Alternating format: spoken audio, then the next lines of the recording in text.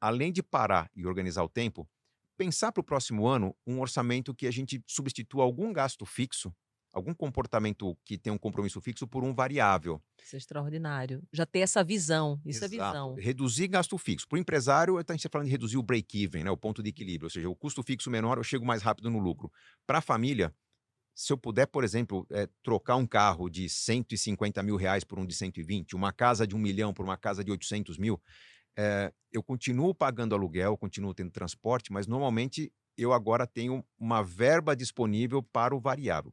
Simplificando o que está por trás desse conceito, se eu posso comprar um carro de 200.000, talvez eu tenha esse carro na garagem como uma joia, né. Cuidado, o carro é caro, né, paga um seguro mais caro. Agora, se eu comprar um carro de 160.000, eu tenho 40.000 de verba para viajar com esse carro. Uhum. Posso adotar um hábito novo na minha família, que são road trips, experiências rodoviárias, Sim. que vão fazer com que esse carro faça parte da história da família. Então eu tenho muito mais valor num carro que custou menos, porque eu consigo gastar com outras coisas, do que um carro mais caro. Qual que é a sacada financeira?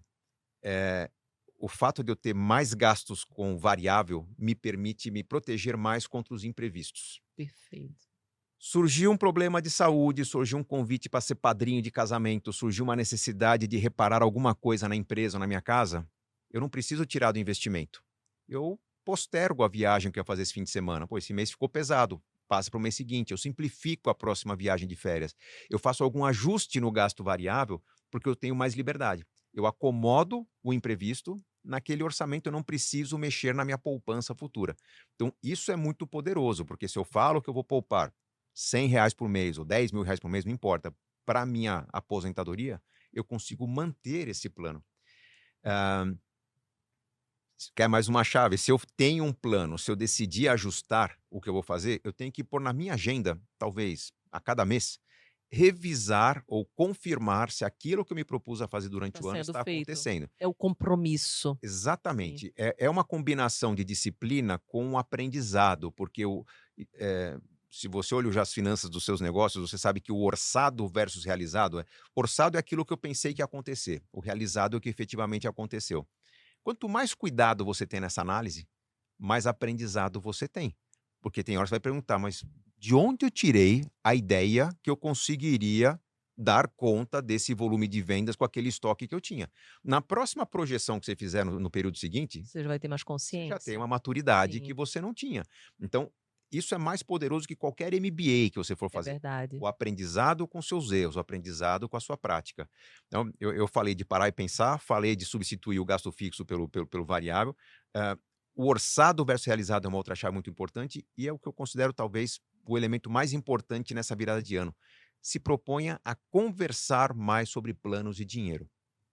Com a família, com as pessoas que tomam decisão na sua E a gente empresa. não tem esse hábito. Então trazer esse hábito. Eu não diria que não temos, nós temos o vício do paternalismo, Sim, né, de homem ou mulher, não importa, mas quem lidera a família tem o vício de não querer compartilhar as dores e dificuldades. Se eu precisei verdade. entrar no vermelho, não preciso trazer esse problema para dentro de casa, eu vou resolver.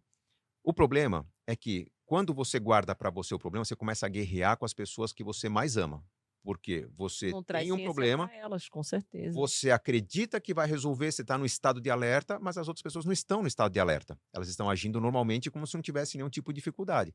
E aí começa a se Verdade. construir o quê? Uma relação de ansiedade. Eu acho que isso é uma das chaves mais poderosas, porque quando você Exato. coloca todo mundo para se comprometer, fica muito mais E forte. sabe onde está o poder, Andresa? No mundo de hoje, em que a educação financeira ela está chegando ela já é obrigatória, mas há uma certa tolerância pela transição. Hum, Mas as crianças hoje têm uma provocação sobre educação financeira nas sim, escolas. Se papai e mamãe chegam com uma proposta do tipo, gente, a gente falou que ia fazer uma viagem no meio do ano, a conta está apertada, vamos nos propor a fazer uma olha. economia. Vocês vão ver os mais fiéis soldados Ah, essa é ótima, vou dedicados à fazer lá em batalha, casa, as sim. crianças se mobilizando, por quê? Você deu a elas um papel relevante, o que é valorizar o papel delas. Você colocou um objetivo com prazo definido, que é algo que elas querem, uma viagem, por exemplo. O que você está construindo em casa? Não é um sacrifício, é uma gincana. Vai ser talvez o período mais divertido da família, porque vai haver algo a ser comemorado no fim de um processo de dedicação. Nós vamos poder aplaudir o esforço de cada um e aplaudir um projeto de família. Isso vai se tornar hábito. Então, são sutilezas que fazem com que a relação com o dinheiro fique muito mais saudável, muito mais inteligente e muito menos problemática. Aquela família que não conversa sobre dinheiro, aquela relação de ansiedade em que um está vendo de um jeito, os outros estão vendo de outro, na verdade, vai construir uma ansiedade, principalmente na pessoa que controla o dinheiro. A ansiedade persistente vira frustração, a frustração persistente vira depressão. Ou É seja, a verdade. pessoa vai adoecer e não vai ter mais escolhas racionais para o futuro.